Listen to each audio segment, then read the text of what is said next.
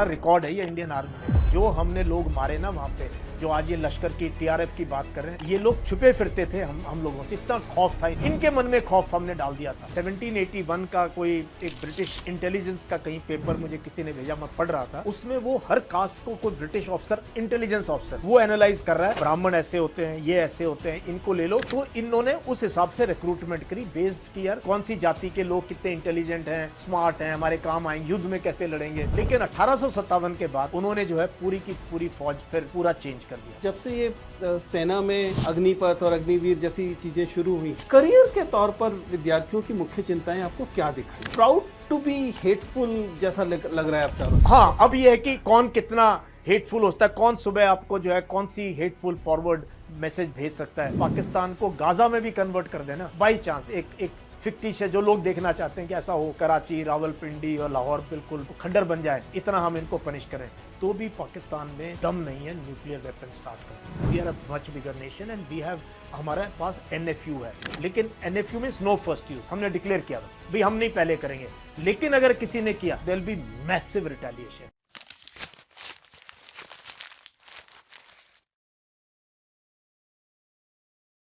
नमस्ते दोस्तों, please sit down में आपका स्वागत है। हम आए हैं एक बार फिर कैजुअल टॉक के एक नए संस्करण के साथ, और आज हमारे पास एक ऐसे मेहमान हैं जिनसे बात करने की मेरी बहुत दिन से इच्छा थी, और आप लोग भी मुझे यकीन है कि इस टॉक के लिए बहुत बहुत ज़्यादा इच्छुक हैं।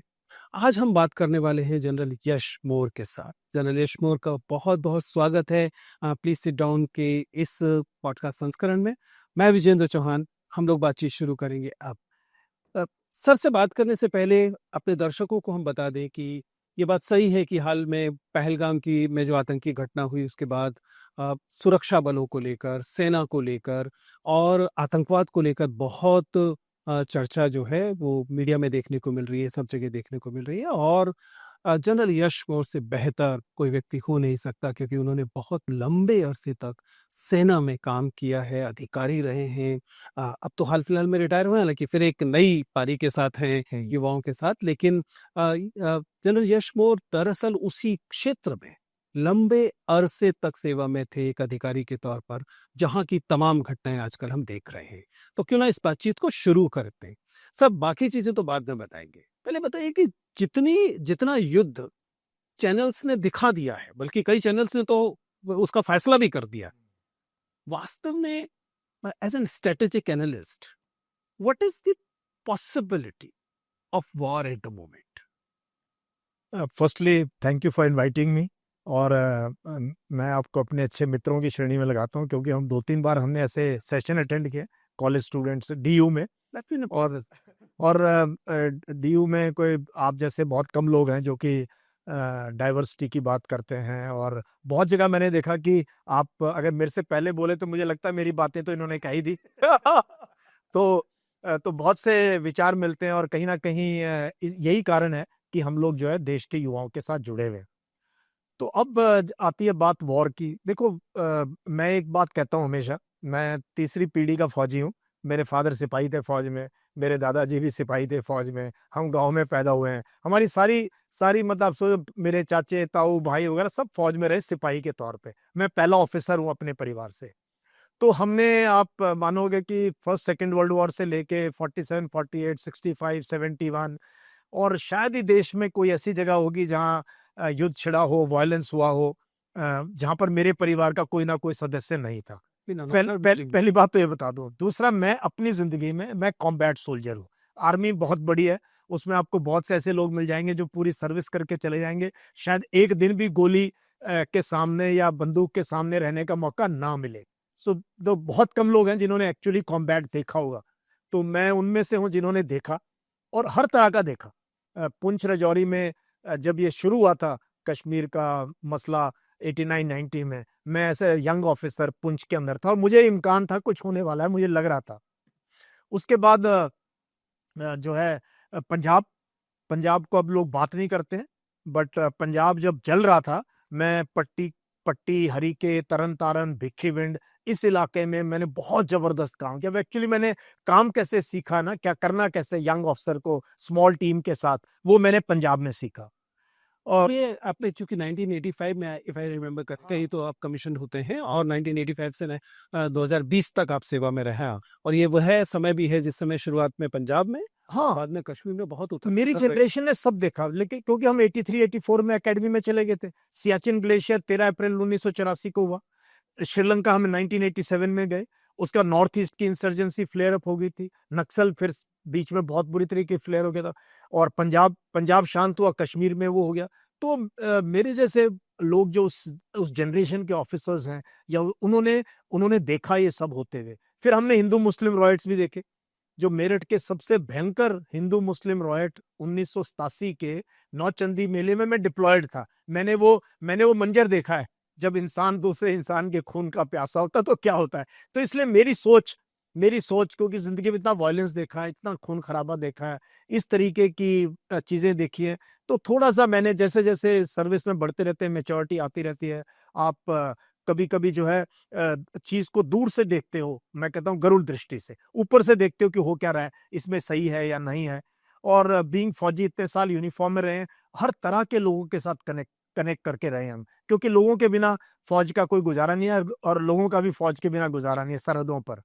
सो मेरे हिसाब से जब मैं पूरी इस चीज को देखता हूँ, मैंने इससे भी खराब पुलवामा भी देखा है, कारगिल 1999 वो तो भयंकर युद्ध हुआ था, वो भी देखा है, 26/11 भी देखा हमने। पार्लियामेंट अटैक में बता नहीं सकता कि मुझे मुझे तब ये स्मार्टफोन नहीं आए थे, बट मेरे एक ऑफिसर मुझे बार बार फोन कर रहे हैं। मैं क्या हो गया, कहता टीवी देखो। मैंने कहा अच्छा, मैं तो ऑफिस, कहता नहीं टीवी, किसी टीवी के पास जाओ, मैं अपनी खिड़की से आपको दिखाता हूँ पार्लियामेंट पे अटैक जो हो रहा है, कैसे फायरिंग चल रही है।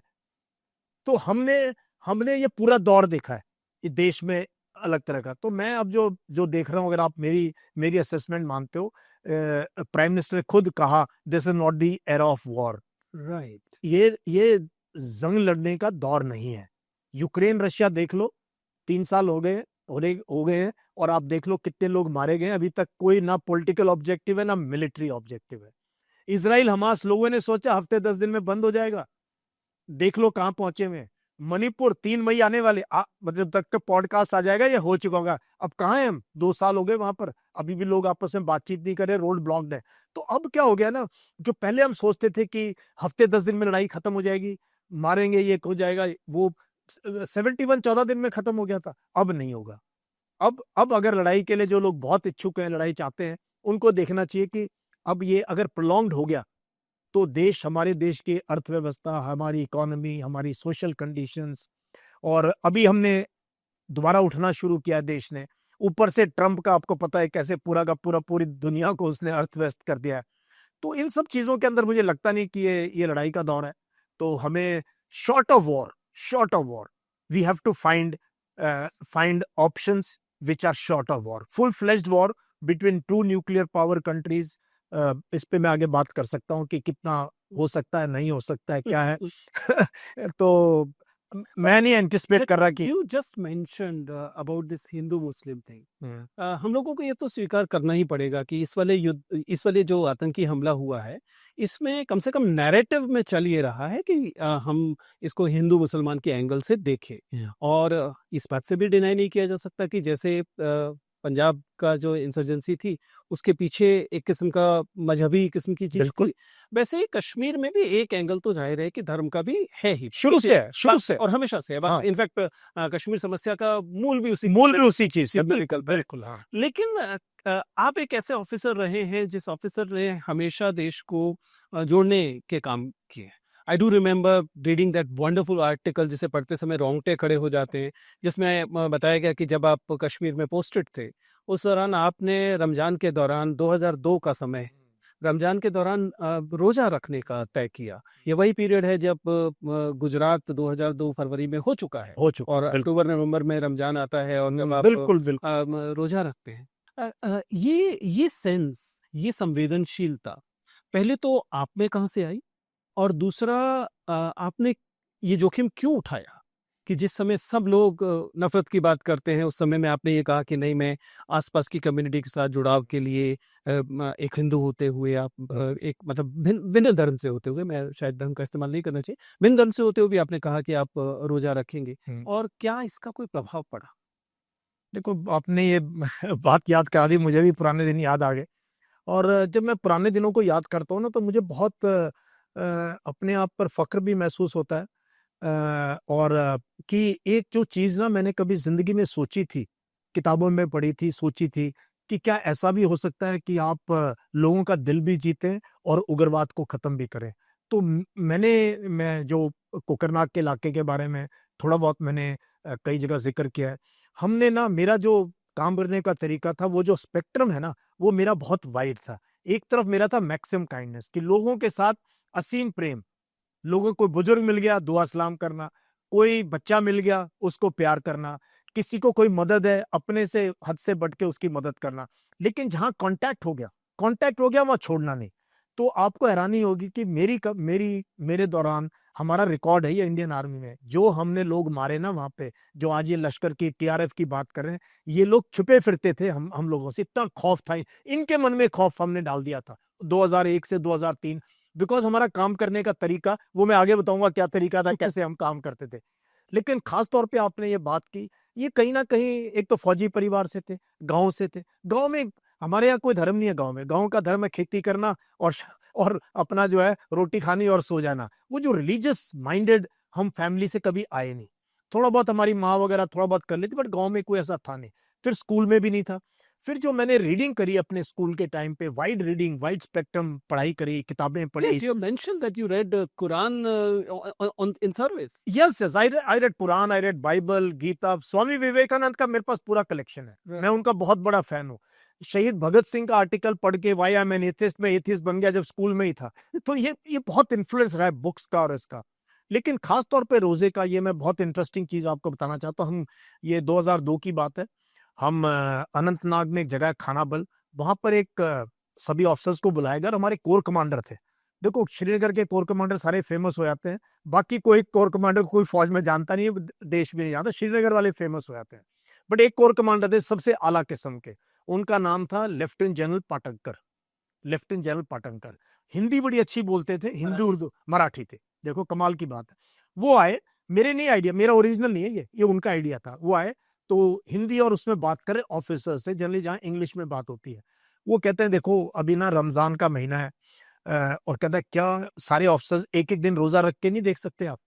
क्योंकि कम से कम जब आप ऑपरेशन में जा रहे हो, आप लोगों से मुलाकात कर रहे हो, उनको देख रहे हो, तो शायद आपके मन में कुछ फीलिंग्स अलग होगी, क्योंकि पूरा अवाम तो रोजे रख रहा है और आप अलग किस्म के। तो ये बात उन्होंने कही ना, मेरे को ऐसे हिट हुई कि पता नहीं ये कहाँ से।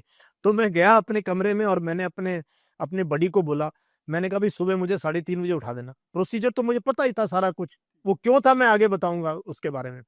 तो उसने कहा यार क्या हो गया सर, कहीं ऑपरेशन में जाना? ना भाई कल कोई ऑपरेशन में नहीं जाना, लेकिन सुबह उठा देना मेरे को। और पहले दिन मैंने किसी को बताया भी नहीं। तो वो सरप्राइज थे मेरा स्टाफ की साहब ने आज खाना ही नहीं खाया। सुबह उठे थे 3:30-4 बजे, और जैसा प्रोसेस है तो उसके हिसाब से फिर शाम को मैंने अपना रोजा तोड़ा।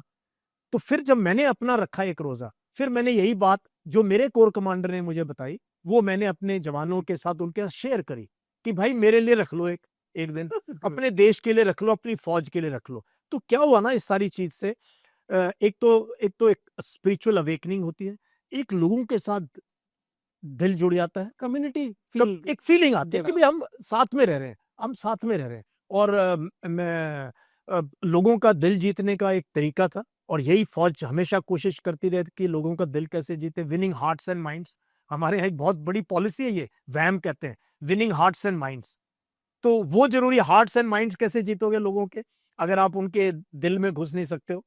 तो चलो वो इसको थोड़ा सा और गहराई से समझने की कोशिश करते हैं, क्योंकि चूंकि हम लोगों ने रोजे की बात की, मुसलमानों की बात की, स्ट्रक्चरली अगर हम इस बात को करें तो सच्चाई ये है कि पिछले बहुत सालों में आज़ादी के बाद के समय में देखें तो आर्म फोर्सेस का स्ट्रक्चर फॉर एग्जांपल ऐसा है जहाँ पे आपको 3 स्टार 4 स्टार जनरल में आपको शायद ही मुस्लिम नाम याद आएंगे, दे आर हैंडफुल। मैं रिसर्च की तो पता लगा कि बहुत का ये जो under representation of certain sections है, इसकी वजह क्या है? स्ट्रक्चरल इसकी वजह है, या ये केवल ऐसा है कि योग्य लोग नहीं मिले इसलिए अफसर नहीं बनते? देखो शुरू में तो बहुत बढ़िया स्टार्ट था, क्योंकि 47-48 का जो युद्ध हुआ, कश्मीर का पहला युद्ध जिसे हम कहते हैं, उस युद्ध का सबसे बड़ा हीरो ब्रिगेडियर उस्मान था। लेकिन और वो उसकी बातें तो मैं पूरा दिन कर सकता हूँ उनके बारे में, ब्रिगेडियर उस्मान के बारे में।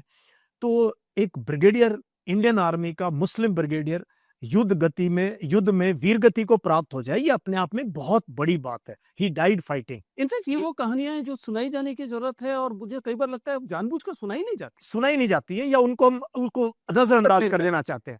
और एक तो वो उनकी उनकी बहुत सी बातें हैं, मैंने कई वीडियो बनाई उनके ऊपर। लेकिन जब उनका पार्थिव शरीर, वो नौशेरा में मरे, उनको नौशेरा का शेर कहते हैं, जब दिल्ली लाया गया, अगर आप वो ब्लैक एंड व्हाइट एक तस्वीर है जहां पंडित नेहरू और पूरी कैबिनेट खड़ी है, वो तस्वीर देश को देखनी चाहिए कि पूरा का पूरा कैबिनेट खड़े हुए थे उसके जो है उनके उनके हाँ, उसमें उनके इंतकाल के बाद, उनकी वीरगति के बाद, उनके किल्ड इन एक्शन के बाद। तो बहुत अच्छा स्टार्ट था, बहुत ऑफिसर्स थे हमारे पास, और बहुत रहे भी हैं। मैं 2-3 लेफ्टिनेंट जनरल्स को जानता हूं जिन्होंने बहुत जबरदस्त काम किया, अभी भी हैं मेजर जनरल्स वगैरह कई। लेकिन कहीं ना कहीं या तो हम अपने देश में ये बता नहीं पाए, या मुस्लिम कम्युनिटी तक ये पहुंच नहीं पाए कि आप आइए, फौज में आपकी जरूरत है। सोल्जर्स हैं, सोल्जर्स, जैकलाई रेजिमेंट है, आपको ग्रेनेडियर्स में और बहुत सी हमारी यूनिटों में पूरी की पूरी मुस्लिम कंपनीज मिल जाएंगी आपको, और मैंने देखी है वो कंपनीज, हमने उनके साथ ईद भी मनाई है फौज में, वो है। लेकिन ये I think as an institution थोड़ा हमें रीच आउट करना चाहिए। ये स्ट्रक्चर पर चूंकि आपने बात भी की और कई रेजिमेंट्स की भी बात की है, जाहिर है कि आप सरकार की तरफ से नहीं बोल रहे हैं, आप सेना की तरफ से नहीं बोल रहे हैं, लेकिन मैं ओपिनियन के सेंस में जानना चाहता हूँ, क्योंकि अभी हाल में कास्ट सेंसस की बात हुई है, और बहुत अपोजिशन बहुत लंबे अरसे से इस बात की मांग कर रहा था कि कास्ट सेंसस हो, और फाइनली सरकार ने कास्ट सेंसस अनाउंस किया। उम्मीद करते हैं कि कास्ट सेंसस आएगी।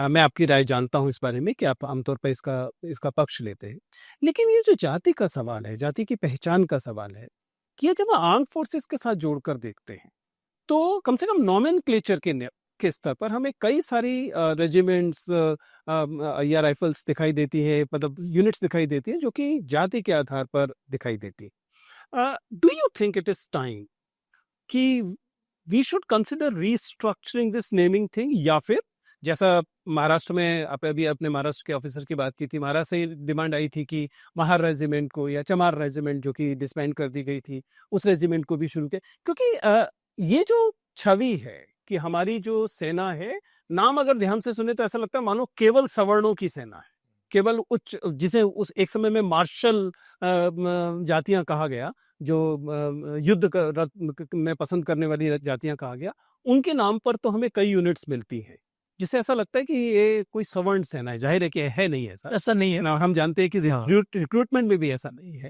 लेकिन क्या नॉमेनक्लेचर को बदलना चाहिए? देखो, ये बहुत इस सवाल से लोग बचते रहते हैं, लेकिन ये बहुत अहम सवाल है। देखो, इसके लिए ना हमें वापस जाना पड़ेगा, ब्रिटिश ने क्या किया। हमने पूरा आज तो प्रोपागेंडा व्हाट्सएप पे फैलता है या यूट्यूब पे है, बट ब्रिटिश ने भी अपना एक तरीके का प्रोपागेंडा इस देश के अंदर फैलाया। और कब फैलाया? 1857 की सैनिक क्रांति के बाद। उन्होंने देखा कि तो कमाल है, किन लोगों ने विद्रोह किया था, उनको उनका नामो निशान मिटा दिया, इस धरती से नामो निशान मिटा दिया। आज ही मैं एक 1781 का कोई एक ब्रिटिश इंटेलिजेंस का कहीं पेपर मुझे किसी ने भेजा, मैं पढ़ रहा था। उसमें वो हर कास्ट को कोई ब्रिटिश ऑफिसर, इंटेलिजेंस ऑफिसर, वो एनालाइज कर रहा है, ब्राह्मण ऐसे होते हैं, ये ऐसे होते हैं, इनको ले लो। तो इन्होंने उस हिसाब से रिक्रूटमेंट करी, बेस्ड की यार कौन सी जाति के लोग कितने इंटेलिजेंट हैं, स्मार्ट हैं, हमारे काम आएंगे, युद्ध में कैसे लड़ेंगे। लेकिन 1857 के बाद उन्होंने जो है पूरी की पूरी फौज फिर पूरा चेंज कर दिया। उसके बाद उन्होंने 1903 में मेजर रिफॉर्म्स लेके आए, वो रिक्रूटिंग। उसके बाद 1922 में लेके आए, वो एकदम बात। तो इन्होंने पूरा का पूरा जो साउथ बेस्ड यूनिट थी, बंगाल बेस्ड यूनिट थी, उनको खत्म कर दिया। बोलो भी तुम लड़ने लायक नहीं। Bengal is highly under represented in officers cadre. Officers cadre की तो मुझे वो नहीं पता, but in the rank and file South India एक रेजिमेंट है, मद्रास रेजिमेंट। वो कोई कम है क्या? मैं कहता हूँ एलटीटी को अब देख लो। मैं कई बार कहता भाई एलटीटी को देख लो, सबसे वो भी तमिल है, सारे तमिल थे। लेकिन आज हमें लगता है मद्रासी लड़ने लायक नहीं है, ये जाट, राजपूत, गुज्जर और सिख ये लड़ने लायक है। ये पूरी की पूरी मार्शल कॉम की थ्योरी, ये एक थ्योरी थी जो ब्रिटिश ने चलाई और वो आज भी चल रही है। Do believe it is time to disband at least the theory? people like me have always dispelled this theory because मेरी जो रेजिमेंट है आपको हैरानी होगी, I belong to brigade of the guards. ये 1951 में जल करियप्पा ने ये रेजिमेंट, नई रेजिमेंट खड़ी करी थी, all India all class. Can you believe this कि उस समय की सरकार चाहती थी कि भारत की सेना ऑल इंडिया ऑल क्लास बने। 1936 के अंदर पहली बार जो भी कांग्रेस की उस टाइम पे वर्किंग कमेटी थी, उन्होंने वॉइसराय को लिखा था कि भाई what kind of an army will you leave behind for the nation, we want an army which represents the country. तो इसके ऊपर एक किताब है, मैं आपको रेफरेंस भेजूंगा उसका, जिसमें बहुत विल्किंसन ने रिसर्च जब किया। कास्ट पे बात कर ही रहे हैं तो जेंडर इससे एकदम जुड़ा हुआ मसला है। हम जानते हैं कि अब महिलाओं को नहीं, कास्ट पे एक और बता दूं बात जी। तो क्या है कि ये शुरू हुआ 1951 में कि all India all class regiment होनी चाहिए जहां सब मिक्स हो, और ये बहुत जबरदस्त एक्सपेरिमेंट है क्योंकि जो सबसे जबरदस्त रेजिमेंट थी वो उन्होंने मिक्स कर दी। लेकिन बाकी जगह लोगों ने अपना ये जो सरकार चाहती रही 1948 से लेके, the government of India wanted कि ये मिक्स हो, लेकिन वो फाइटिंग आर्म्स में नहीं हो पाई। बाकी जगह हमारी जो सर्विसेज है उसमें सब में मिक्स है, तो ऐसी कोई इशू नहीं है। राष्ट्रीय राइफल्स जहां मैंने नौकरी करी, जो अनंतनाग की बात करें, वो ऑल इंडिया ऑल क्लास है, वहां कोई नहीं लड़ता अपनी कास्ट के बेस पे, और वो सबसे battle hardened counter insurgency force है, वहां तो कोई कास्ट वो नहीं है। तो आई बिलीव जो मैंने भी जो सिपाही देखे, मैं देखता हूँ कि अच्छा सैनिक होना वो कहीं ना कहीं एक क्वालिटी आपके अंदर है, और वो आपकी जात, आपका कहाँ पैदा हुए बिल्कुल डिफाइन नहीं करती है, जैसे एकेडमिक्स डिफाइन नहीं करती है। Same thing being a good soldier. मेरे जो बेस्ट सोल्जर्स थे जिनका बारे में कई बात की, मेरा number 1 soldier was from Bihar, Pramod Kumar Jha, वो बिहारी था, सबसे दिलेर, सबसे ज्यादा दिमाग वाला बंदा। दूसरा मेरा ब्रह्मपाल था, वो यहाँ अलवर के पास का था, उसकी मैं कास्ट नहीं बताऊंगा, उसकी कास्ट की यूनिटी नहीं है, रेजिमेंट ही नहीं है। तो मेरे दो बेस्ट सोल्जर तो मैंने देखे। मेरे पास एक गुजराती भी था, वो भी बहुत बढ़िया फाइटर था। तो ये डिस्पेल करने की जरूरत है कि कोई जो है ना कास्ट बेस्ड, हाँ आने वाले वक्त में we must look at consider that because क्योंकि चूंकि मैंने कहा कि हम लोग शायद इसमें जेंडर को भी जोड़ से समझ सकते हैं कि ये बात सही है कि एक तरह के कॉम्बैट जो है हमारे यहाँ अभी भी बहुत पेट्रियार्कल और बहुत मिसोजिनिस्ट चीजें होती हैं, भाषा के स्तर पर, फिजिकल उसके स्तर पर। लेकिन कितना रिप्रेजेंटेटिव हो सकती है सेना अपनी सभी अंगों में जेंडर को लेकर? अगेन बहुत बढ़िया सवाल पूछा आपने। और अब तो हर जगह हम कहते हैं रिपब्लिक डे परेड में भाई सिर्फ वो दिखाने, कई बार अनुमान होता है, मैं गलत हो सकता हूँ, लेकिन मुझे कई बार प्रतीत होता है कि ये प्रतीकों की तरह दिया जाता है। Exactly, more of A trophy, more of A symbolism. जब आप 4 लोगों को दिखाना चाहते हैं कि हमारी सेना ऐसी है, तो जाहिर है कि सेना, हम सब लोगों को सेना पे गर्व है, लेकिन ये शायद थोड़ा सा सब्सटेंटिव होना चाहिए। नहीं देखो, इसमें ना इसको इतनी आसानी से, ये पहली बात तो जो भी महिलाओं की एंट्री फौज में आई सारी की सारी कोर्ट के थ्रू आई। प्लीज ये बात मैं कभी नहीं मिला है। हाँ, कोर्ट ने दिया है। फौज ने, आर्मी, नेवी, एयरफोर्स ने अपने दरवाजे नहीं खोले, जानते बूझते, मतलब दिल से नहीं खुश होके दिया। जब भी आया, जो भी डिसीजन आया, उनकी जब कमीशन स्टार्ट हुई, शॉर्ट सर्विस, इनको परमानेंट के लिए कोर्ट में गए, एनडीए ओपन करने के लिए कोर्ट में गए, तो सारी की सारी चीजें ये हमारे न्यायालयों के थ्रू आई है। अब आती है बात इक्वालिटी की और जेंडर पैरिटी की। देखो हमारे अभी भी हमारी जो एंट्री हुई ना, वो ऑफिसर एंट्री हुई, जवानों की एंट्री नहीं हुई। अगर सचमुच में आप महिलाओं की रिप्रेजेंटेशन चाहते हो फौज के अंदर, तो पहले उतने ही जवान भी आने चाहिए थे।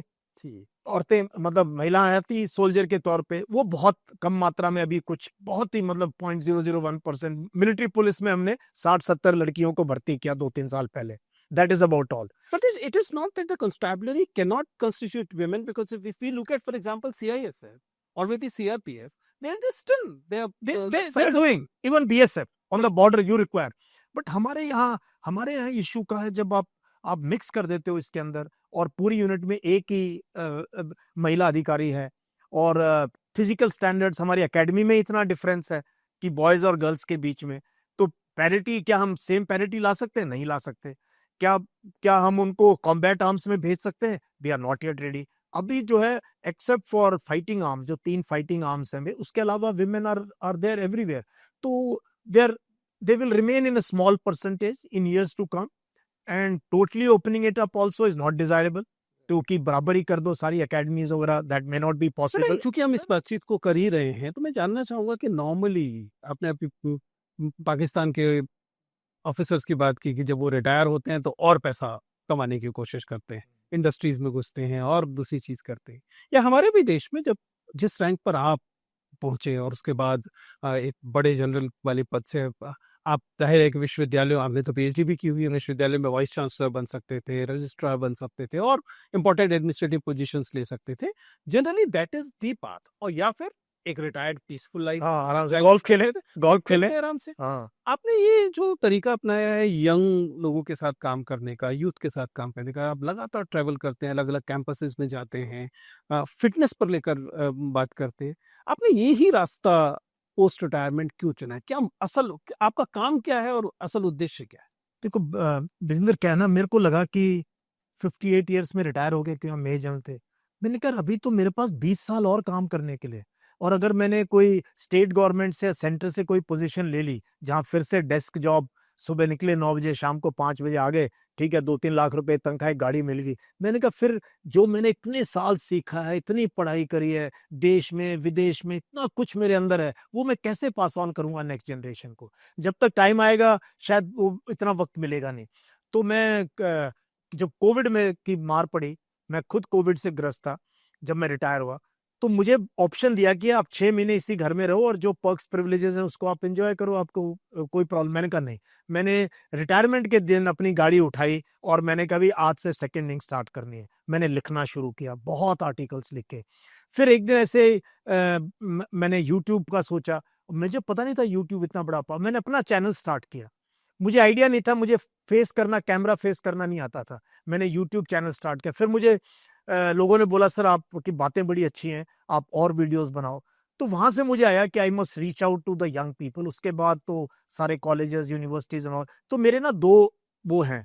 एक तो मैं यंग लोगों की पर्सनैलिटी पे काम करना चाहता हूँ। मैं चाहता हूँ कि वो पढ़े लिखें, किताबें पढ़ें, किताबें पढ़ें। मैं कहता हूँ विवेकानंद को भी पढ़ो, बुल्ले शाह को भी पढ़ो, नानक को भी पढ़ो, बंकिम चंद्र चटर्जी को भी पढ़ो, प्रेमचंद को पढ़ो, सादत हसन मंटो को भी पढ़ो। क्यों नहीं पढ़ते हो?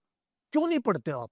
और अपनी स्पिरिचुअलिटी क्या है हमारे देश की, हमारी आस्था क्या है? We are manifestation of a great civilization. पढ़ोगे नहीं तो फिर ये व्हाट्सएप फॉरवर्ड में ही लगे रहोगे। एक साइड वो था कि पर्सनालिटी, थोड़ा दबंग बनो, सीनियर से डरने की जरूरत नहीं है। घरों में भी दबे हुए बच्चे, स्कूल कॉलेज में, कोचिंग इंडस्ट्री, इसके खिलाफ मैंने बोलना शुरू किया। मैंने कहा थोड़ा पर्सनालिटी बनाओ, जैसे मैं शायद था स्कूल कॉलेज में।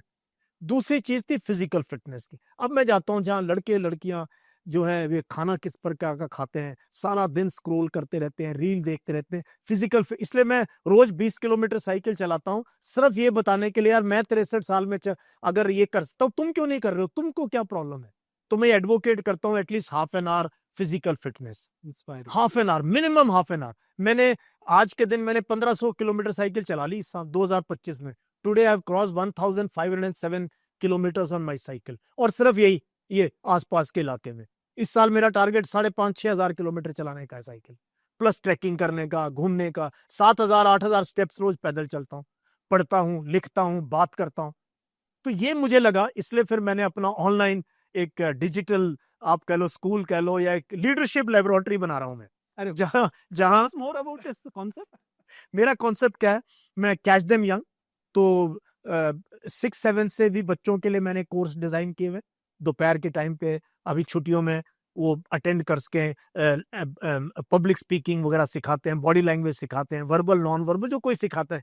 उससे लेके फिर मैं NDA, CDS, AFCAT, UPSC aspirants को करंट अफेयर्स, पर्सनालिटी डेवलपमेंट पढ़ाता हूँ, कम्युनिकेशन स्किल्स पढ़ाता हूँ, इमोशनल इंटेलिजेंस पढ़ाता हूँ। तो मेरे पास टीम है बहुत जबरदस्त। और मेरे पास एक फिटनेस क्लब है, वाईएमए फिटनेस क्लब। मेरे पास एक vision and voice debating society, हम ऑनलाइन डिबेट करते हैं। अरे वाह। ऑनलाइन डिबेट्स होती है मेरी हर संडे को। उसके अलावा मेरी एक मैगजीन निकलती है, जेनमोर मैगजीन, करंट अफेयर्स की, सबसे फ्री। ये सारा काम फ्री है। ये सारा काम, और फ्री क्या, मेरे साथ 20-25 यंग लोग हैं जो इंटर्न्स काम करते हैं, जो 2-3 महीने 4 महीने के लिए आते हैं, बढ़िया वो करके फिर निकल जाते हैं। मैं उनको सर्टिफिकेट देता हूँ कि हाँ जी आपने मेरे साथ काम किया है। So there are so many young people who are working, want to work with good people. तो हम उनको डायरेक्शन दे रहे हैं। तो something like that is what I am doing in my second innings, trying to inspire sir personal level पर ये जो इन्फ्लुएंसर आप बने हैं, अब आपको लोग आप इन्फ्लुएंसर, मैं कोई इन्फ्लुएंसर नहीं हूँ। आपको लोग I had the privilege of listening to you in different colleges. मैं ये जानना चाह रहा था कि इसने आपकी पर्सनल जिंदगी पे, क्योंकि नॉर्मली जो हमारे आर्म फोर्सेस के ऑफिसर्स होते हैं वो एक तरह की एनोनिमिटी में जीते हैं, अपनी दुनिया में उनको सब जानते हैं और अपनी दुनिया के बाहर, बाउंड्री के बाहर कम लोगों से परिचय, खासतौर से मीडिया वगैरह से तो वो दूर रहने, उनकी ट्रेनिंग में है कि उससे दूर रहना। लेकिन अब आप एकदम कैमरे के सामने हैं, इन्फ्लुएंसर हैं, आपकी बात को लोग सुनते हैं, समझते हैं, लाइक्स होते हैं, कमेंट्स होते हैं और कभी-कभी ट्रोलिंग भी होती है। ये जो अनुभव है, इस अनुभव ने आपको कितना बदला है? काफ़ी बदला है मुझे, और कई चीज़ों से बहुत आहत भी होते हैं। जब को अच्छी बात कहते हैं, जो देश को जोड़ने की बात करते हैं, वो है ना, मैं कुछ देर पहले को वो आग लगाते फिरते हैं, हम आग बुझाते फिरते हैं। हम लोगों को कूल, काम एंड कंपोज़ बनाने की कोशिश करता हूँ। मेरा मेरा कॉन्सेप्ट है, बच्चों को 3 सी का कॉन्सेप्ट है कि यार क्रिकेट, क्राइम, सिनेमा को अवॉइड करो एंड पॉलिटिक्स को, और कैसे माइंड को और हार्ट को क्लीन रखना है। ये सब चीज़ें करते हैं तो बहुत से लोगों को ये बातें अच्छी नहीं लगती हैं, क्योंकि उनके अंदर ऑलरेडी इतना एंगर भरा हुआ है और मेरी जैसी बातें। बट मुझे मुझे फिर भी जब मैं साइकिल पे जाता हूँ, ये लगता है तो मैं और एम्पावर होके आता हूँ, और जोश में आता हूँ, और मुझे आइडियाज़ आते हैं, और मेडिटेशन करता हूँ ऑन द व्हील। मेरा meditation is when I am outdoors. तो मुझे नए-नए आइडियाज़ आते हैं। अभी भी मैं आपको बताऊँ साहब, मेरे माइंड में इतनी चीज़ें हैं जो मैंने करनी है अभी। मतलब अभी मेरे पास, मुझे लग रहा है मैंने अभी कुछ किया ही नहीं है। अभी तो बेस्ट पार्ट मेरी ज़िंदगी का अभी शुरू होने वाला है। I like the way you talk about youth. एक किस्म का जोश दिखाई देता है और ये भी कि आप युवाओं के, मैं जानता हूँ कि रिटायरमेंट के बाद आप एक सेंस में अपना एक सेकंड इनिंग शुरू की है जिसमें कि आप यूथ के साथ बहुत लंबे अरसे से काम कर रहे हैं और उन्हें लेकर आपके अंदर एक निश्चित तौर पर वो जोश दिखाई देता है जो मैं चाहता हूँ कि सब लोगों तक पहुंचे। क्या सर अब इस समय आप अ, क्या देख रहे हैं युवाओं की समस्या के तौर पर? और खासतौर से मैं जानने की कोशिश कर रहा हूँ कि ये जो जब से ये सेना में अग्निपथ और अग्निवीर जैसी चीजें शुरू हुई हैं, करियर के तौर पर विद्यार्थियों की मुख्य चिंताएं आपको क्या दिखाई दे रही? अग्निवीर स्कीम पे तो मैंने बहुत बोला है, और मैं तो अभी भी कुछ दिन पहले मैंने फिर अपील की जब ये पहलगाम हुआ, कि भी स्कीम को रद्द करके सबको परमानेंट कर दो। बिकॉज़ फाइटिंग ये है, जो असल में जो कटिंग एज है, सबसे यंग सिपाही कौन है? अग्निवीर है। वो पुराने लोग तो या तो पेंशन चले गए, बीच में 3 साढ़े 3 साल भर्ती नहीं हुई, तो फौज में एक गैप है यंग लोगों का जो हमें चाहिए। तो अग्निवीर स्कीम का मैंने कभी फेवर नहीं किया, और मैंने बहुत बहुत सच्चे मन से, क्योंकि अगर हम लोग नहीं बात करेंगे, हम डरे रहेंगे, सहमे रहेंगे, तो फिर बात कैसे पहुंचेगी सही अधिकारियों के पास कि भाई देखो इसकी वो है। तो अग्निवीर स्कीम, मैं तो अभी भी कहता हूँ इसको पूरा रोल बैक करके इन सबको परमानेंट कर दो, और इसमें देखो कि क्या चेंजेस करे जा सकते हैं। एक बात तो वो है। दूसरी चीज, जो युवा मेरे साथ जुड़े हुए हैं, जो ऑफिसर कैटेगरी में आना चाहते हैं, वहां पर मुझे इच्छा तो बहुत है, क्योंकि अब यूट्यूब पे बहुत फौज के ऊपर बहुत पॉडकास्ट हैं, बहुत से आर्मी ऑफिसर्स रिटायरमेंट के बाद पॉडकास्ट कर रहे हैं। पैरा एसएफ के ऑफिसर्स बहुत प्रोमिनेंटली छाए हुए हैं देश के उस पे। हर एक कोई सोचता है बस किसी तरीके से पैरा एसएफ में चले जाऊँ, AK-47 मिल जाएगी और ऐसे-ऐसे मारूँगा। तो ये किलिंग ना, वो दिमाग में आ रखा है। लेकिन एकेडमी में कैसे पहुँचना है, पढ़ाई कैसे करनी है, अपने व्यक्तित्व पे कैसे काम करना है, अपनी नॉलेज, वो उसमें ज़ीरो। उसमें बस यूट्यूब देख के सोचते हैं हम फौज में आ जाएँगे। तो मैं बहुत ऐसे ऐसे बच्चों को मोटिवेट करता हूँ, इंस्पायर करता हूँ, ये ख्याल ना साइड में रख दो।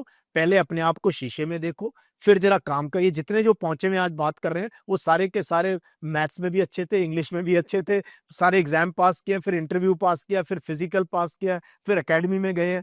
तो आर्मी में अगर आना है आपने, तो आपकी सोच जो है, उस टाइप की होनी चाहिए जैसी मैं बातें कर रहा हूँ। एकदम सेक्युलर माइंडेड, एकदम ओपन माइंडेड, एकदम फ्लेक्सिबल, एडैप्टेबल, उस टाइप पढ़ा लिखा इंसान। अफ़सर ये नहीं है मारना, कूटना, अफ़सर का काम है सोच रखना। अफ़सर is here, it is here, बाकी चीज़ें बाद में आ जाएँगी। चूंकि आपने सेकुलरिज्म वाले मुद्दे पर बात की, अगर हम पिछले 75 साल का अपना पूरा का पूरा जो अनुभव है उसे समझे, हम देखते हैं कि हाल के सालों में तो सेकुलरिज्म को लगभग लगभग एक डर्टी वर्ड की तरह बना दिया गया है। लेकिन इससे पहले भी जिस किस्म का हमने समाज विकसित किया है, हमारे पास जो अल्पसंख्यक समुदाय थे, उनका भरोसा हासिल करना, क्योंकि हम तो टू नेशन थ्योरी से बना हुआ देश नहीं, अफगानिस्तान बना होगा, बांग्लादेश बना होगा, लेकिन हमने तो इसको डिफीट होते देखा है, हम इसको तार तार होते देखा। हमने तो कभी स्वीकार नहीं किया था कि हाँ। हम एक टू नेशन थ्योरी के हाँ तहत बने हुए एक हिंदू राष्ट्र हैं। हाँ हमने तो तय किया था कि हम मल्टी फेथ, हाँ, multi faith, multilingual, multi faith, plural, plural, absolutely. और ये हमारा जो देश का तसव्वुर है, हाँ। हमारे देश की जो कल्पना है वो ये है। फिर क्या हुआ कि ये तमाम मोहब्बत, ये तमाम इच्छा उन लोगों का दिल भी नहीं जीत पाई जिन लोगों को इससे फायदा था।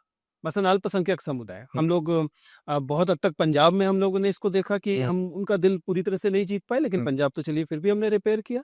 कश्मीर को, आपने तो कश्मीर में इतने साल काम किया है, ये मिसट्रस्ट वहाँ के मासेस में, वहाँ की जनता में अ, क्यों अभी तक कायम है कि एक तरह का एलिनेशन दिखाई देता है, बावजूद इसके कि नीतियों के स्तर पर, मोहब्बत के स्तर पर बात करने वाले लोग लगातार रहे। और देखो, लगातार सरकारें भी रही हैं, लीडरशिप रोल पर तो बहुत लोगों ने अच्छी अच्छी बातें कही हैं, है ना। तो और कश्मीर के मेन स्ट्रीम के लोग सेंटर में भी मिनिस्टर रहे हैं, और पिछले कुछ साल से तो काफी काफी मैंने देखा डेवलपमेंट हुई है और लोग मेन स्ट्रीम में आए।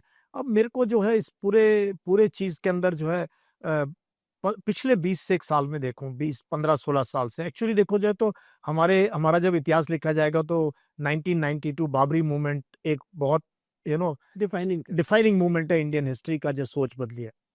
लेकिन तब तक भी ओके था, हम देश ने रिकवर किया बहुत, बॉम्ब ब्लास्ट हुए, ये हुआ, बट फिर भी हमने रिकवर करके फिर चल पड़े, लेकिन पिछले कुछ सालों में नोएडा फिल्म सिटी का जो रोल है, हमारे टेलीविजन का जो रोल है, और ये आज की बात नहीं है, ये मैं 15-20 साल से देख रहा हूँ कि शाम के 9 बजे अगर आप कश्मीर में बैठे हो, कहीं और बैठे हो, आप टीवी नहीं देख सकते मेन स्ट्रीम, बिकॉज जिस तरीके का नैरेटिव चलाया गया है, जिंगोइस्टिक वॉइस, बहुत जिंगोइस्टिक, क्या मैं कहता हूँ, उनके थंबनेल, उनकी जो ये एंकर नहीं है, जाहिल लोग हैं जिन्होंने देश की सोशल फैब्रिक को तार तार किया। कौन करा रहा है, क्यों, किसके हुक्म से हो रहा है, ये जो है ओपनली जो है इन चीजों पर ये मेन स्ट्रीम हो गया। हेट जो एक शायद घरों में थी, एटलीस्ट हम पब्लिक में नहीं दिखाते थे।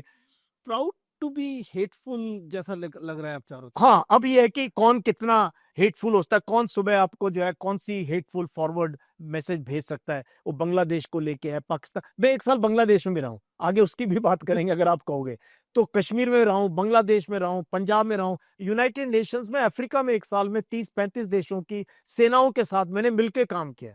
मैंने देखा हमारी क्या वैल्यू है, बाकियों की क्या वैल्यू है।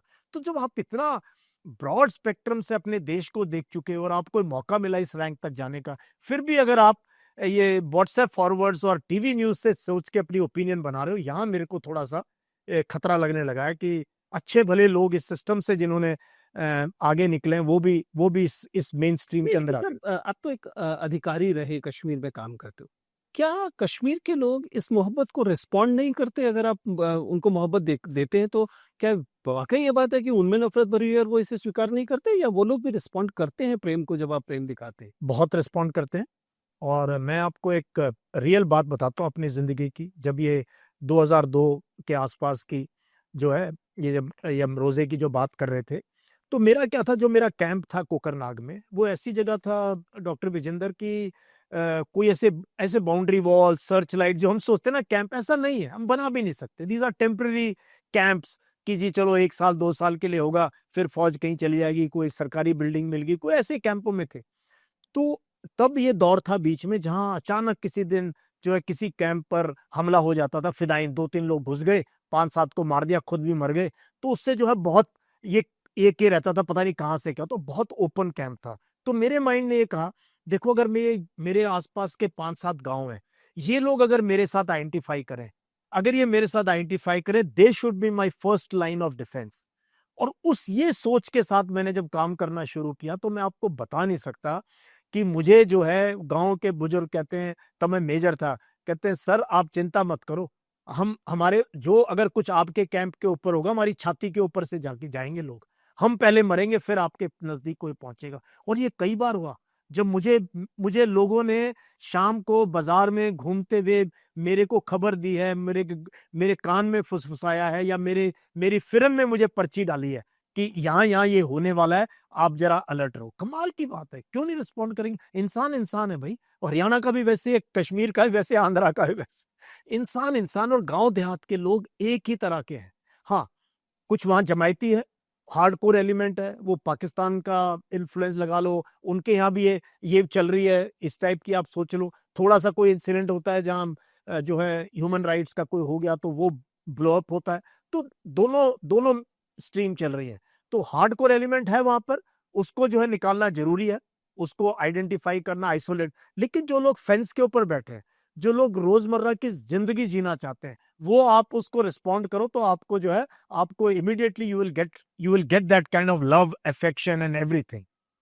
सर हम लोग आप जानते हैं कि पिछले कुछ समय से 20-22 साल से, दरअसल कुछ समय भी नहीं, 20-22 साल से मैं यूपीएससी के मॉक इंटरव्यूज लेता हूँ। हाँ, वो कैंडिडेट्स जो कि मेंस क्लियर करके आते हैं, उनसे बातचीत होती है, पूरे देश के लोग होते हैं।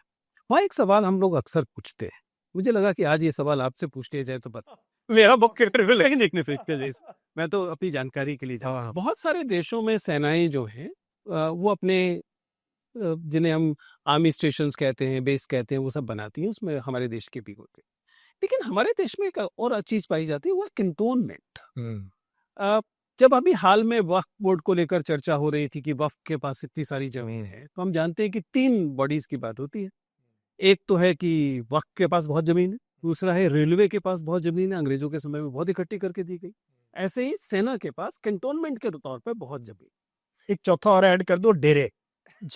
ये नया हाँ, नो बहुत नया नहीं है ये। 20-30 साल से हर शहर, हर कस्बे में आपको इनके पास ही बहुत जमीन। बाबाओं के पास बहुत हाँ, जमीन। बहुत जमीन, बाबाओं के पास बहुत तो जमीन। क्यों ना सेना के बारे में हम समझने की हम्म। कोशिश करें। सेना को कैंटोनमेंट्स की, छावनियों की जरूरत, क्योंकि अब हम एक कॉलोनियल फोर्स नहीं है। हाँ, हमें शहरों पर सुरक्षा के लिए अलग से एक उस शहर के पास में कैंटोनमेंट की जरूरत नहीं है। क्या ये समय है जिस समय सेना थोड़ा सा उदार बने और सरकार से कहे कि देखिए कोई जमीन कुछ ज्यादा है, और वैसे भी लोगों को बिजली पानी, कैंटोनमेंट में आप जानते हैं कि सिविलियंस भी रहते हैं, उनकी व्यवस्था करनी पड़ती है कैंटोनमेंट कोड को। क्या सर क्या औचित्य है इस कैंटोनमेंट वाली पूरी प्रक्रिया को जारी रखने का? अगेन ब्रिटिश गिवन है, कॉलोनियल वो तो समझ में आता है, टोटली बड़े-बड़े कॉलोनियल है। गोश्त चाहिए, बड़े-बड़े घुड़सवारी की जगह वो चाहिए। जगह चाहिए, और खाली जगह पड़ी हुई है बहुत सारी। एक्चुअली आपने बहुत बढ़िया मुद्दा उठाया, और बीच में एक दौर था जब मैं इस लैंड इश्यूज को डील करता था, बड़े स्तर पे देख रहा था कि किस प्रकार से, और आर्मी ने बहुत जगह दिया है, बट और उदारता के साथ दे सकते हैं। मेरा जो स्कूल है बेंगलोर में, वहाँ मेट्रो स्टेशन के लिए पूरे के पूरे हमारे स्कूल का बड़ा हिस्सा जो है, वहाँ मेट्रो स्टेशन का स्टेशन भी बन गया है। हम गए, हमने देखा, तो लोगों ने कहा दे दिया। मैंने कहा नहीं। उन्होंने क्या दिया एवज में? हमारे स्कूल को बास्केटबॉल कोर्ट बना के दे दिए, हमारे को इंडोर स्टेडियम बना के दे दिया, हमारे को कुछ और बना के दे दिया। तो जरूरत क्या है कि जो मिलिट्री के पास लैंड है, जो प्राइम लैंड है, जो तब प्राइम नहीं था 150-200 साल पहले, तब तो ये दिल्ली कैंट जब बना तो दिल्ली से बाहर था। बहुत बाहर था, फौज तो हमेशा बाहर रही है। तो उसके एक्सचेंज में अगर अगर सरकार इस टाइप का, जैसे हमने अपना स्पेक्ट्रम के लिए किया था, वैसे ही अगर हम करें, एक विन विन सिचुएशन में करें, तो जहां जहां आपको हम आइडेंटिफाई करते हैं, आर्मी नेवी एयरफोर्स के पास प्राइम लैंड है, शहर के बिल्कुल बीच में आ गया, हमें चाहिए भी नहीं वो, अब शायद हम बाहर बढ़िया उस लैंड के कुछ कॉस्ट के अंदर एक टॉप क्लास, वर्ल्ड क्लास की आप फैसिलिटी बना के दें, फायरिंग रेंजेस बनाए, रहने की जगह बनाए, स्विमिंग पूल बनाए, स्टेडियम्स बनाए, और सब कुछ किया जा सकता है ये। But cantonment culture in today's time has उसका टाइम जा चुका है। I like the way you are outspoken. I mean मैं नॉर्मली एक ऑफिसर से उम्मीद करूंगा कि नहीं नहीं इसके बहुत सारे फायदे भी हैं, कोई बात नहीं, लेकिन दिस इज इंटरेस्टिंग। आपका अपना अनुभव एज एन ऑफिसर कैसा रहा है सेना में इन सारी सुविधाओं के बीच होने का, एक बड़े बंगलों में? और क्योंकि ये वो चीजें हैं जो जब हम युवाओं को देखते हैं, खासतौर से सिविल सर्विसेज के जो की चाह रखने वाले युवा हैं, उनमें से उनको एक बड़ा अट्रैक्शन ये एक बड़ा बंगला, एक गाड़ी, और ये जो बुरा तामझाम होता है उसका भी रहता है। आपका आपका कैसा अनुभव था इस मुझे ना ये सब चीजें मजे लेने का मौका मिला ही नहीं। मैं आपको क्या बताऊं कि मैं ऐसी जगह रहा हुआ हूँ, लालगढ़ जट्टा, जहां पर कि हम जिस झोपड़ी में रहते थे, और मैं बहुत सीनियर मेजर था, स्टाफ कॉलेज पास करके आया था, अकोमोडेशन नहीं था, उसको बोलते TRH हट्स, अच्छा टेंट रिप्लेसमेंट हट की टेंट नहीं लगाते भाई, तो उसकी जगह कोई ऐसी हट बना दी, खपरेल की छत उनमें रहे हम। और बहुत इतनी ऐसा जो बाहर से लगता है ना, बहुत कम लोग हैं जो ये बड़े बड़े बंगलोज में और ये लास्ट में 1-2 साल सर्विस में रहते हैं। मेरी तरह के जो कॉम्बैट सोल्जर्स रहे वो तो धक्के खाते रहे फील्ड एरियाज के अंदर, जहां कोई बेसिक फैसिलिटीज भी नहीं थी। आर्मी तो कहते भाई वहां डिप्लॉय हो जाओ, कोई नहीं कहेगा कि यहाँ भाई फैसिलिटीज क्या होंगी, वो हमें अपने आप क्रिएट करनी पड़ती है। बट आर्मी में अपना ही एक सिस्टम है जहां हम काफी, क्योंकि जवानों का वेलफेयर एक बहुत बड़ा इशू होता है, तो उनकी लिविंग कैसी है, उनके वॉशरूम्स कैसे हैं, हॉस्पिटल्स कैसे हैं, हम आर्मी खुद भी बिल्ड करती है। और उस एरिया को, जो मिलिट्री स्टेशन आप देख लो, हिसार, खास अमृतसर वगैरह, ये सब हमारे आने के बाद जमीन ली गई है, बने हैं, अब देखो they are top of the line. So एक मिलिट्री में मेथड भी है जगह को मेंटेन करने का, उसको वो करने का।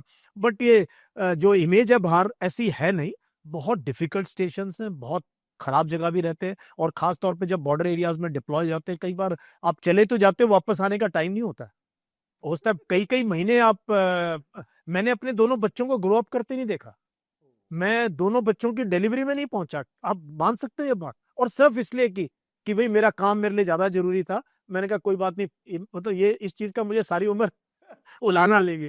ताने मिलते हैं इस चीज के कि तुम तो आते ही नहीं कभी घर, किसी टाइम में शादी ब्याह में नहीं शामिल हो पाते। तो ठीक है, थोड़े बहुत प्रिविलेजेस हैं, but life is very tough, life is quite tough, specially for those who are in combat, और जो आगे बढ़ के काम करने वाले, उनके लिए इतना आसान नहीं है जितना बाहर से बहुत रोजी पिक्चर मिलती है, उतनी रोजी है नहीं।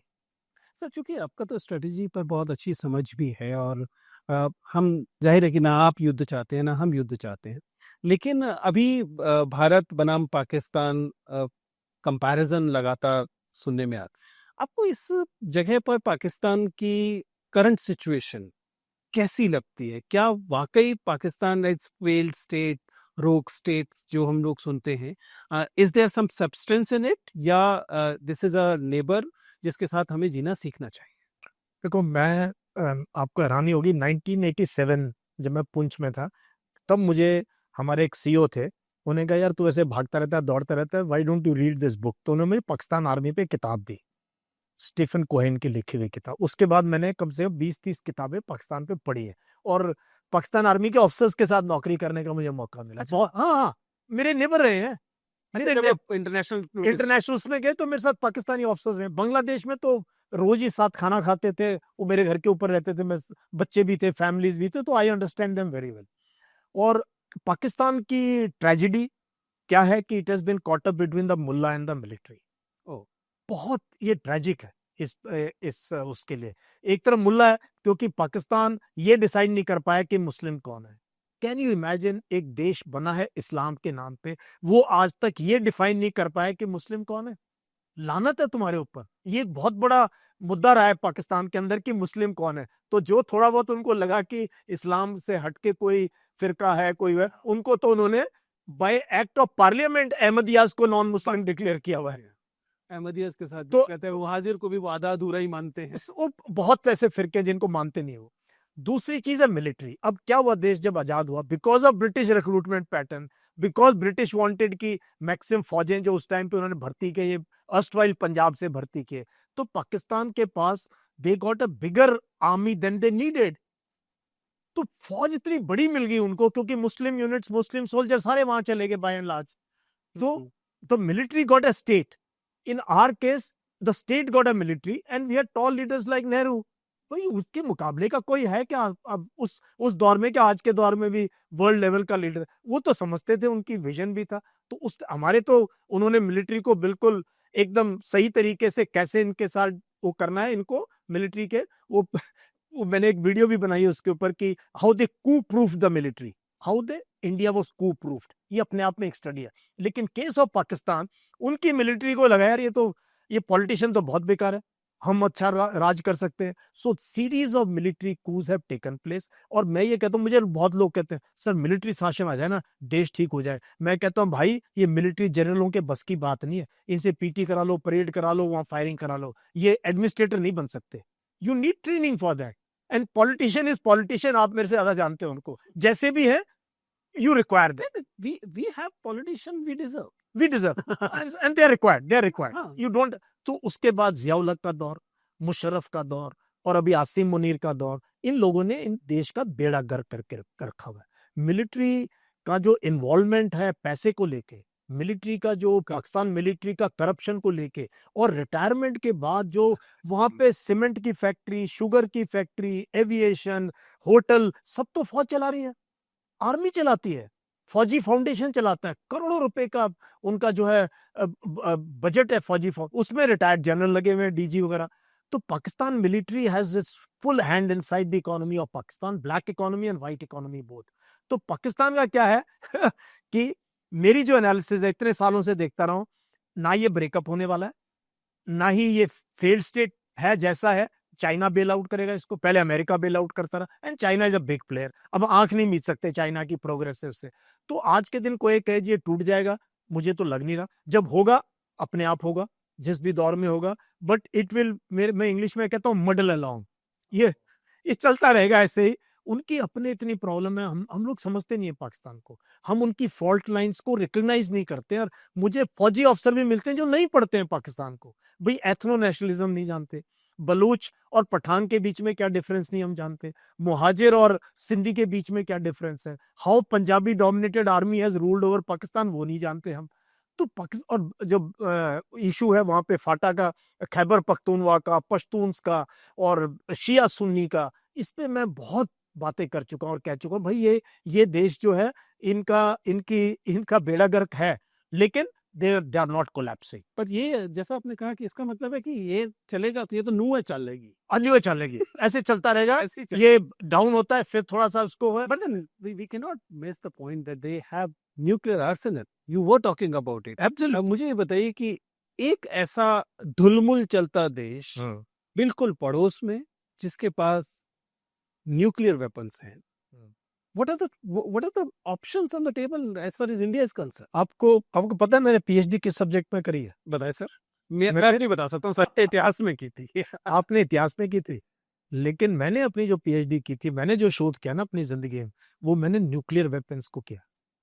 मैंने उस्मानिया यूनिवर्सिटी से पहले एमफिल की न्यूक्लियर फोर्स स्ट्रक्चरिंग में, उसके बाद रेगुलर पीएचडी की, फौज वाली पीएचडी नहीं, रेगुलर 4 साल की पीएचडी करी है in nuclear deterrence, no first use, and what should be our doctrine और पॉलिसी टुवर्ड्स न्यूक्लियर। तो मैंने एनलाइटन अस। हाँ, मैंने पाकिस्तान की न्यूक्लियर पॉलिसी पढ़ी है, चाइना को पढ़ा है, और जो पीछे कारगिल में सेबर रैटलिंग कि हमने चूड़ियां नहीं पहनी हुई, मुशर्रफ का डायलॉग, मैंने कहा भाई तुमने पहनी ना पहनी है, तुम्हारे में दम नहीं है कि तुम न्यूक्लियर बॉम्ब फोड़ सको। मैंने कई बार इसको स्टडी किया है, बहुत रिपोर्ट्स देखी है, जो मर्जी हो जाए। आज अगर हम पाकिस्तान को गाजा में भी कन्वर्ट कर देना, बाई चांस, एक फिक्टी से जो लोग देखना चाहते हैं कि ऐसा हो, कराची, रावलपिंडी और लाहौर बिल्कुल खंडर बन जाए, इतना हम इनको पनिश करें, तो भी पाकिस्तान में दम नहीं है न्यूक्लियर वेपन स्टार्ट करने का। We are a much bigger nation, and we have, हमारे पास एनएफयू है, लेकिन एनएफयू में नो फर्स्ट यूज, हमने डिक्लेयर किया हुआ भाई हम नहीं पहले करेंगे, लेकिन अगर किसी ने किया there will be massive retaliation. वो मैसिव रिटेलिएशन डिफाइंड नहीं है, वो वेग छोड़ा हुआ हमने, कि अगर आपने 20 KT का, किसी पाकिस्तान जनरल ने कुछ दिन पहले का छोटा बॉम्ब अपने एरिया में फोड़ दें, चलो हम अंदर चले गए 50-100 किलोमीटर पाकिस्तान में, और पाकिस्तान की फौज ने हमारी फौज में, बट विद इन पाकिस्तान, एक छोटा सा न्यूक्लियर बॉम्ब डाल दिया, तो हम क्या करेंगे? We are free from this. We are free from NFU. So ये जो न्यूक्लियर की बात करते हैं, बेवकूफ लोग बात करते हैं, पूरे के पूरे न्यूक्लियर वेपन्स जो पाकिस्तान के हैं, जिस प्रकार से उसको संभाला जाता है, उसके ऊपर पूरी दुनिया की नज़र है, अमेरिका की नज़र है, चाइना की नज़र है, रशिया की नज़र है। मुझे लगता है इससे पहले कि उनके जनरल्स के हाथ में कोई बटन आए, they will be taken out from there, nobody will allow them, और उनमें हिम्मत भी नहीं है करने की। ये गीदड़ भभकी होती है, इसको सेबर रैटलिंग कहते हैं, उसमें कि बोलना ऐसे कि जो ना, तो वो न्यूक्लियर पावर कंट्री जरूर है, but there is sufficient space to punish Pakistan as and when we want. लेकिन इशू क्या ना, मैं जो आपको बताना चाह, सबको पाकिस्तान को पनिश करना, लड़ाई को, बट अगर आप पाकिस्तान के लोगों को पनिश करोगे तो किसका हाथ मजबूत कर रहे हो? फौज का। भाई आप ये बताओ, मैं आपको एक चीज बता रहा हूं, Pakistan military is the most insecure, most hated institution in Pakistan is their फौज, और हम उसको मजबूत कर रहे हैं, ये नैरेटिव, हिंदू मुस्लिम नैरेटिव फैला के, ये करके क्या कर रहे हैं हमने क्या करना है, मैं बार बार ये चीज मेरी समझ नहीं रहे लोग, we have to isolate their military from the people. कैसे करना है? नहीं, जो लेकिन जैसे ही यहाँ पर जिंगोइस्टिक बातचीत शुरू होती है, हम देखते हैं कि सेना की तरफ से वहाँ बाकायदा प्रेस कॉन्फ्रेंसेस शुरू है। उनको तो ये लगता है कि फायदा हो गया इस बात से, बिल्कुल, उनको भाव मिलने लगता है और वो आपस में और एकदम it is the only glue that sticks entire Pakistan. फिर वो नेशनल नेशनलिज्म, उनकी एथनिक इश्यूज, लड़ाई झगड़े सारे बंद हो जाते हैं बिकॉज भारत से खतरा है उनको। I am making a controversial thing, लेकिन ऐसा लगता है जैसे कि पाकिस्तान की सेना और के बारे में बात करना या युद्ध के बारे में बात करना सेना को वैसे ही फायदा करता होगा जैसे हमारे यहाँ जब मुसलमानों को लेकर बात की जाती है तो कुछ लोगों को अचानक फायदा होना शुरू और बस पूछो, पूरी की पूरी एक एक एक पूरा समुदाय खड़ा हो जाता है, खड़ा हो जाता है कि बस उनके हाथ में कुछ लग गया है। हाँ, कुछ लग गया, अभी तो ना वो। तो वहां पर क्या है कि तो हमने क्या करना है, हमने वर्ल्ड कम्युनिटी को, जो आसिम मुनीर ने जो टॉक दिया था टू नेशन थ्योरी के ऊपर, एक, मैं छोड़ दो ये पाकिस्तान, कुछ देर के लिए पाकिस्तान मिलिट्री का चीफ है, but he is a person in uniform. जो यूनिफॉर्म पहनता है ना, वो किसी देश का पहने, वो एक अलग इंसान होता है। Please try to understand, a person who wears a uniform, वो किसी मिलिट्री का हो, militaries are different and militaries with each other we are quite okay to talk, and हमारा काफी नेचर मैच करता है एक दूसरे के साथ। उसने जो वो किया, that was really very very poor state. तो उसको टारगेट हमें करना चाहिए, उस बंदे को हमें सैंक्शन कराना चाहिए, यूएस से और चाइना को कन्विंस करना चाहिए। इनके जो मिलिट्री के जो दायरे हैं, इकोनॉमिक के दायरे हैं, उनको हम कैसे क्रिपल कर सकते हैं, उनको कैसे सैंक्शन लगा सकते हैं हम, और किस प्रकार से पूरी दुनिया के आगे we must expose the Pak military their nexus with terrorism, कि ये लश्कर तोयबा को, तालिबान को बना, अब तालिबान कूट रहा है इनको, हर रोज 5-6 पाकिस्तानी मरते हैं वहां खैबर पख्तूनख्वा उस इलाके में। तो बहुत कुर्रम के इलाके को उसको अच्छे से स्टडी करता हूँ, 20-25 दिन बॉर्डर बंद हो जाता है, लड़ाई हो रही है तालिबान के साथ, और तालिबान अब हमारे फेवर में, तालिबान ने स्टेटमेंट दिए। और जब मैं बोल रहा था 2020-21 में कि तालिबान से बात करो, लोग मुझे ट्रोल कर रहे थे, ये देखो आर्मी ऑफिसर है, कहता है टेररिस्ट से बात करो। मैंने कहा भी आज टेररिस्ट नहीं है, आज वो गवर्नमेंट चला रहे हैं, आज हम बात कर रहे हैं उनसे। सो थोड़ा सा ना ये हमारे माइंड में कहीं डोमेस्टिक पॉलिसीज को लेके हम इंटरनेशनल पॉलिसीज को गाइड अगर करेंगे तो हमारे लिए अच्छी। You mentioned about terrorism. There was recent this statement that terrorism and tourism cannot go together. अ, अ, खास तौर से कश्मीर के को लेकर अगर हम बात करें तो टूरिज्म की क्या भूमिका आप देखते हैं डे टू डे लाइफ में और पीस लाने में? क्या करना चाहिए हमें टूरिज्म के मोर्चे पर ताकि कश्मीर एक प्रॉस्परस और पीसफुल जगह? We should not allow tourism to die, we should not allow. इसके लिए जो मर्जी हमें करना पड़े, होटल सारे फुल, शिकार, मैं बता रहा हूँ, मैं 5-6 साल पहले सर्विस में था, मुझे किसी काम से, मैं लेह में था, मुझे श्रीनगर आना था किसी स्टडी के लिए, तो साथ में मेरी बेगम भी थी, तो मेरे साथ ड्राइवर था सिविलियन। तो मैंने कहा भाई मैडम को जरा, मेरी तो कॉन्फ्रेंस थी, मैंने को डाउनटाउन श्रीनगर घुमा के लाओ, इनको खौफ हो गया। ड्राइवर ने कहा मैडम कोई गोली चलेगी, पहले मेरे पे चलेगी, और पूरा घुमाया उन्होंने, पूरे अंदर की दुकानें दिखा के इनको शाम को ले आया वो। मैंने कहा तुम्हें कैसे लगा? कहता मुझे लगा ही नहीं कि मैं कहीं बाहर वो हूँ।